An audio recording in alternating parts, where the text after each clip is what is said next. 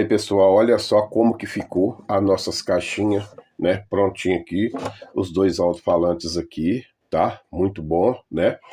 E as caixas também ficou, olha só por dentro, pessoal. Olha só como que ficou por dentro, né? Pretinha, ó, luxo.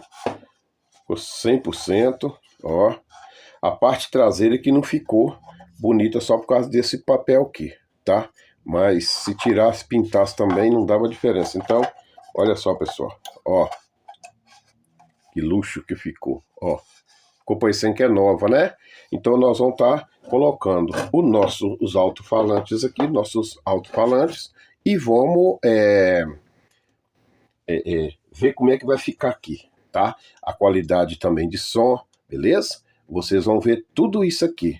Vocês vão ver a gente colocando o alto-falante, soldando, parafusando, soldando, e também a qualidade de som aqui, viu, pessoal? Aí, ó, que lindo, olha. Acompanha aí.